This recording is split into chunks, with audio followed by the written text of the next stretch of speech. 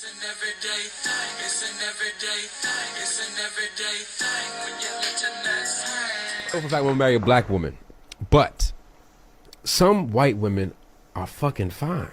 They got some naturally. Some of them have those hips. Naturally, they look beautiful.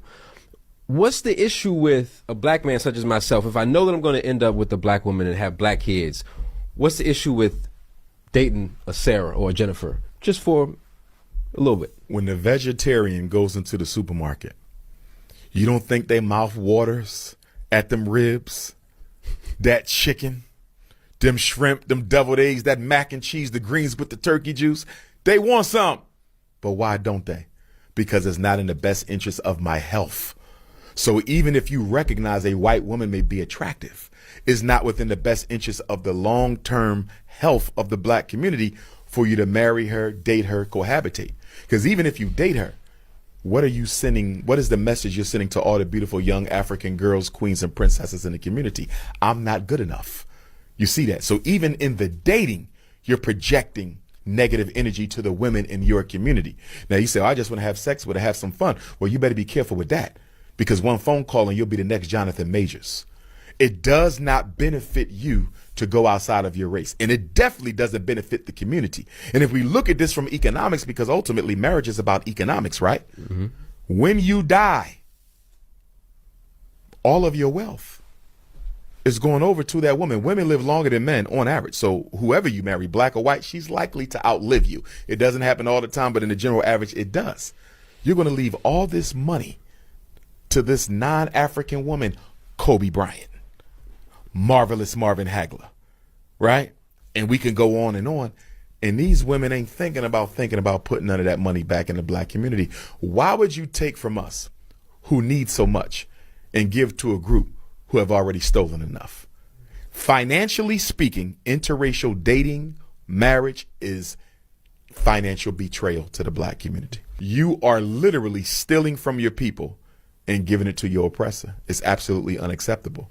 And what black men don't understand in the dating game is the reason why so many Caucasian women are willing to be seen with black men, even though they don't like black people, is because you are a fetish for her and you're the only man she can exercise control over. The white woman ain't ruling a white man. On average, the white woman does not control the white man. She knows that because he runs the society. But a black man, oh, I can control him even if he make more money than me. Remember a couple years ago, Ezekiel Elliott and his girlfriend on the Dallas Cowboys? They got into a little whatever in the house, and he taped her. She said, call the police. You still black. Yeah, you Ezekiel Elliott, but I'm a white woman. She told him to his face, I'm a white woman. Jonathan Majors white. She said the same thing. You're black. I'm white. It don't matter. You the big superstar. I will destroy you. Look at what they did to Bill Cosby. Bill Cosby is the most successful black media personality in modern history. He opened up the door for everybody. No Bill Cosby, no Eddie Murphy, no Cat Williams, no Steve Harvey, none of them. Bill Cosby opened up the door for Richard Pryor, who's the GOAT. You understand me? Look what they did. Look what white women did to Bill Cosby. Money is not power. Status is not power. Power is power, and power comes from the group. And guess what? My people, they own the courts, they own the cops, they own the banks, they own everything. Do me dirty, I'll destroy your career. Look at Tiger Woods. That white woman divorced Tiger Woods. She took $1 billion of his estate. She was a nanny. Tiger Woods' ex-wife was a nanny. She a billionaire now off that Negro. That's why he can't win no more, because he keep thinking about the $1 billion. That was a hell of a play on her part. And why do we keep getting played? And do you know why we can't leave the bunnies alone?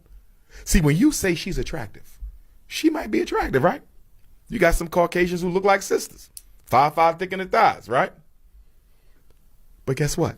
Can you really isolate your nuanced attraction for this white woman from the inferiority you've been made to feel your whole life?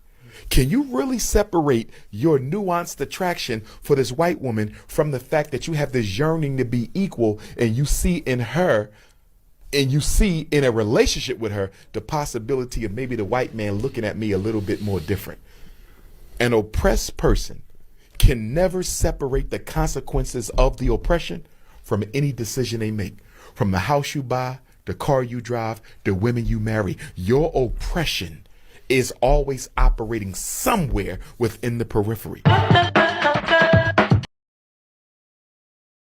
control the white man. Somebody gotta say it, and I'll be the bitch to say it. So for a fact, when marry a black woman. Man, I'll say this. Why black men date white women? You know what? Here it is. Because black men, we get our wives, we get our kids, we build our lives up, and then we move into these white communities. And we take our kids out of the hoods into better schooling, which we think we're better schooling, and we think are better situations. But we take them out here to these suburb towns, and what do you think we place all our kids around? White men and women.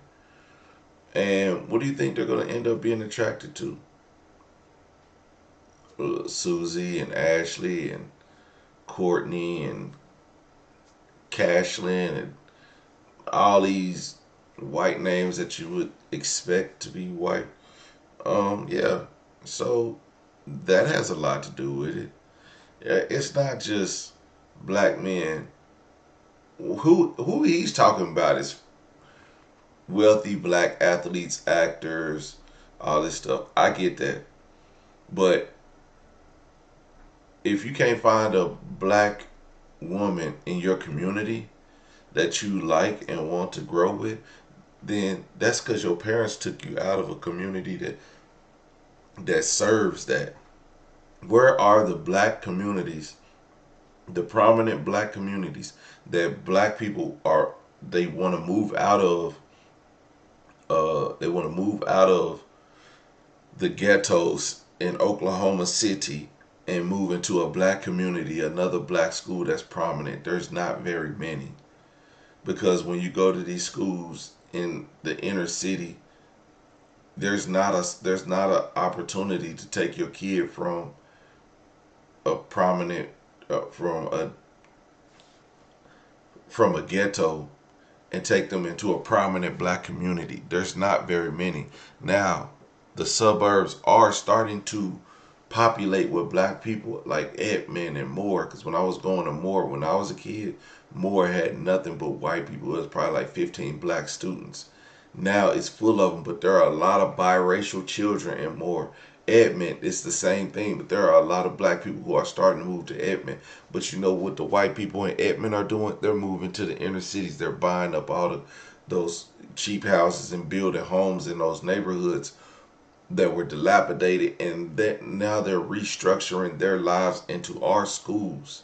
And some of them are still going to private schools, so they're not even integrating with the people there because of it's still a lot of black people at these schools. Now, once all these black people get moved out, because like it's the whole northeast side of town, they're trying to get black people to continue to buy over there so it don't be overran with white people, and then they're gonna start coming into our schools. But then once they start coming into our schools, the education level will change, teachers will change, sports will change. They'll start to bring more into the school once they start getting into those schools. But a lot of them still going to private schools. But once they buy all these houses and get these poor blacks out of these communities, oh, it's gonna change. It's gonna definitely change. But so then when they start coming into our schools, what do you think these guys gonna do? Man, kids gonna be kids. They're gonna find a way or not. But you think a lot of these white fathers ain't happy to see their daughter come home with a black man. They might be like, oh, okay, hey, oh, Bobby, he plays basketball. Oh, he plays baseball. That's great. But deep down, they're like, well, I guess I gotta make it work, right? Yeah, you gotta make it work. 'Cause there it is. Anyway, that's all I got for today. I think I'm in this mug. Hour and 23. I'm finna get on some other stuff, man. Thank y'all for watching. Like, comment, and subscribe. I'm holla at you later. Peace.